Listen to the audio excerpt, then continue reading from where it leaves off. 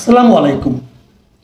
প্রিয় দর্শক, একটা বিষয় ইদানিং আমার মনে বেশ আসছে, এটা আপনাদের সঙ্গে শেয়ার করতে চাই। সেটা হচ্ছে বাংলাদেশের জামায়াতে ইসলামী তাদের রাজনীতিতে কি কিছু পরিবর্তন আসছে? আপনারা কি কিছু পরিবর্তন দেখতে পাচ্ছেন? এবং এই প্রশ্নটা আমার মনে হয় আলোচনাটা একটু জরুরি। আমরা এতদিন জামায়াতে ইসলামকে যেভাবে চিনতাম, যেভাবে জানতাম, এবং আমাদের প্রায়ই বলতে শুনতাম, আমি নিজেও বহুবার বলেছি, জামাত কেন ৭১-এর ভূমিকা নিয়ে কথা বলে না? জামাত কেন আমাদেরকে বলে না যে ৭১-এর যে ভূমিকা ছিল তার দলের, এই দলের, যদিও সেই সময় যারা ছিল নেতৃবৃন্দ অথবা কর্মীও যারা ছিল, তাদের কেউই এখন আর ওইভাবে দলের নেতৃত্বে নাই। তারপরে আমরা বলি যে সেই নেতৃত্ব যে ভূমিকা রেখেছিল, সেই ভূমিকার ব্যাপারে জামাতের মূল্যায়নটা কি? জামাত কি সেই ভূমিকাটাকে সমর্থন করে? হ্যাঁ, ঠিক আছে, সেটা হয়তো জামায়াতে ইসলামের তৎকালীন নেতৃত্বের একটা রাজনৈতিক সিদ্ধান্ত ছিল, এটা নিয়ে আমার কোনো আপত্তি নাই। কিন্তু সেই সিদ্ধান্তটা সঠিক ছিল কি ভুল ছিল, এই কথাটা কেন জামায়াতে ইসলামের বর্তমান নেতৃত্ব বলেন না? এটা কিন্তু আমারও দাবি ছিল। আমি একবার একটা কন্টেন্ট করেছিলাম যে ওনারা সব কিছু জানেন, ওনাদের এখানে লেখাপড়া জানা শিক্ষিত প্রচুর লোক আছেন, কিন্তু এই কথা বললেই অনেকে বলেন ওই সময় আমরা ছোট ছিলাম। হ্যাঁ, ছোট ছিলেন, কিন্তু বড় হয়ে তো পড়েছেন, আপনাদের ইতিহাস দেখেছেন, এখন আপনারা সেই ইতিহাসের ভিত্তিতে মূল্যায়নটা করুন। এই ধরনের কিন্তু কথা আমি বলেছি, আরও অনেকেই বলেছেন। জামাত এই সমস্ত ব্যাপারে নীরব থেকেছে। কিন্তু আমার কেন যেন মনে হয় এই নির্বাচনের আগে জামাত হয়তো এই বিষয়ে একটু সরব হবে, এবং আমার এটাও ধারণা যে জামায়াত হয়তো ৭১-এর জন্য তাদের ভুল হয়েছিল এই মর্মে তাদের কেন্দ্রীয় পর্যায় থেকে একটা বিবৃতি তারা দেবে, আমার ধারণা। কারণ তাদের কর্মকাণ্ড, বিভিন্ন ঘটনা প্রবাহ, সেই দিকেই তাদের মনোভাবের ব্যাপারটা ইঙ্গিত করে। আমি একটা এক্সাম্পল দিয়ে বলি আপনাদেরকে। ঢাকা বিশ্ববিদ্যালয়ে জামায়াতে ইসলামের যে ছাত্র সংগঠন যেটা আছে, ইসলামী ছাত্র শিবির, তাদের ভূমিধস বিজয় হয়েছে, এটা আপনারা সবাই দেখেছেন। আমরা একদিন বলতাম জামায়াতে ইসলাম ইসলাম ভিত্তিক রাজনীতি করেন। হ্যাঁ, ইসলাম তাদের ভিত্তি, অবশ্যই, কোনো সন্দেহ নেই। কিন্তু তারা যে সকলকে নিয়ে অন্য ধর্মের লোকদেরকেও বাদ দিয়ে রাজনীতি করে না, তার প্রমাণ কিন্তু প্রথমবারের মতো আমরা ঢাকা বিশ্ববিদ্যালয়ের ডাকসু নির্বাচনে তাদের যে প্রার্থী তালিকা সেখানে দেখলাম। সেখানে কিন্তু ইসলামী ছাত্র শিবিরের বাইরেও প্রার্থী ছিলেন। ইনকিলাব মঞ্চের একজন প্রার্থী ছিলেন, যিনি নাকি মুক্তিযুদ্ধ বিষয়ক সম্পাদক পোস্টে তিনি ইলেকশন করেছেন। তার নাম ফাতেমা তাসনিম জুমা। তিনি কিন্তু ইসলামী ছাত্র শিবির করেন না। পরে আমি কোথায় একটা দেখলাম, উনি একটা সাক্ষাৎকারে বলেছেন বটে যে যদি উনি পরবর্তী জীবনে কখনো রাজনীতিতে যুক্ত হন, তাহলে হয়তো তিনি বিএনপি রাজনীতির ব্যাপারে আগ্রহী হবেন। জামাতে কথা কিন্তু বলেননি। আবার এখানে একজন অমুসলিম প্রার্থীও ছিলেন, তিনি হলেন সর্বমিত্র চাকমা। উনি সদস্যপদ পদে দাঁড়িয়েছেন এবং সেখানে উনি পাশ করেছেন।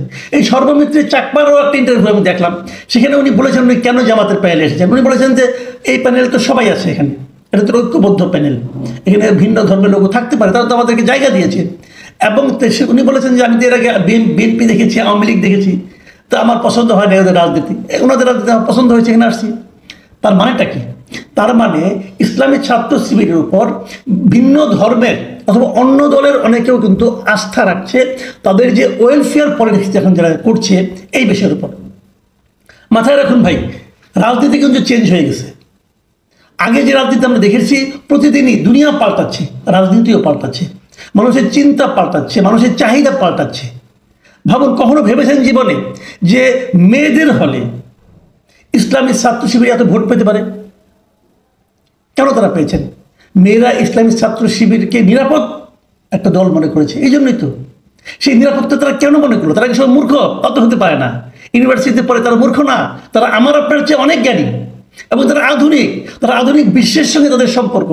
তারাও মনে করেছে এরা আমাদেরকে নিরাপত্তা দেবে। এই মনে করাটা আসলো কোত্থেকে? ওদের আচরণ থেকে আসছে। সে আচরণটা আসলো কোত্থেকে? বিষয়গুলো কিন্তু একটা সঙ্গে একটু সম্পর্কিত। দেখুন, নির্বাচনে বিজয়ের পর এই শিবিরের যারা নির্বাচিত হয়েছেন পুরো কমিটি, তারা কিন্তু রায়ের পরের দিনই তারা রায়ের বাজার বদ্ধভূমিতে গিয়েছেন। আমরা সেটাকে বলি যে শহীদ, ৭১ সালে যারা শহীদ হয়েছিল তাদের জন্য যে স্মৃতিসৌধ আছে সেখানে গিয়েছেন, কবর আছে, এবং সেখানে তারা তাদের জন্য মাগফিরাত কামনা করে দোয়া ও মোনাজাত করেছেন। এদেরকে কে মেরেছিল? 14ই ডিসেম্বর 1971 এদেরকে কে মেরেছিল? বলা হয়ে থাকে যে এদেরকে মেরেছিল রাজাকার আল বদর আল শামস এরা। এদেরকে কিন্তু সরাসরি পাক বাহিনী মেরেছে এই কথা বলা হয় না, কারণ এদের সবাইকে ওই সময় যার যার বাড়ি থেকে তুলে নিয়ে গেছিল কিন্তু এরা।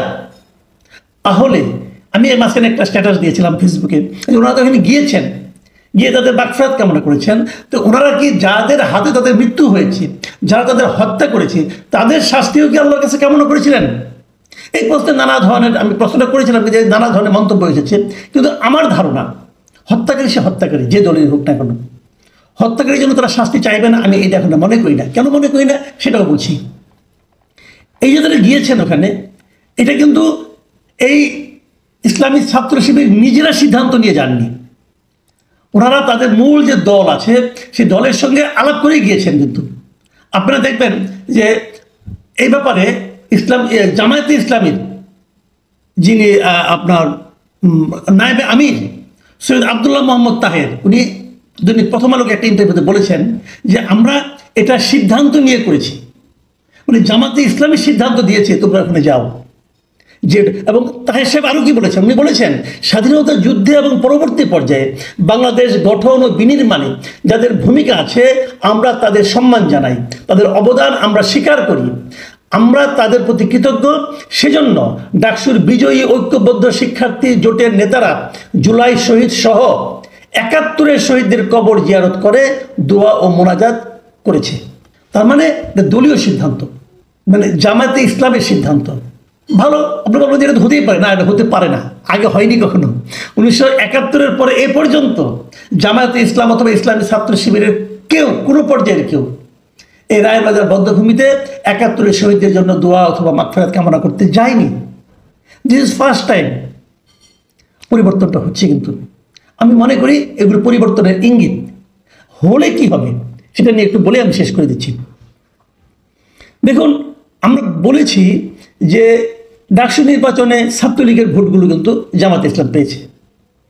তখন একটা সরল অনেকে অঙ্ক করার চেষ্টা করেছেন, তাহলে কি জাতীয় নির্বাচনেও আওয়ামী লীগের ভোটগুলো জামাতে ইসলাম পাবে যদি আওয়ামী লীগের কোনো প্রার্থী না থাকে, যদি ব্যালট পেপারে নৌকা না থাকে, তারা পাবে? কিন্তু এক্ষেত্রে বড় একটা ঝামেলা ছিল।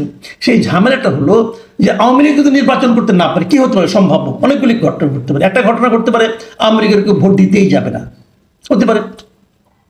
আরেকটা হতে পারে আওয়ামী লীগ তাদের কাছে যাবে যাদের কাছে নিরাপত্তা পায়। এই নিরাপত্তাটা কিন্তু গত কয়েক মাসে দেখা গেছে তারা বিএনপির কাছ থেকে পায়নি, অনেক ক্ষেত্রে জামাতের কাছ থেকে পেয়েছে।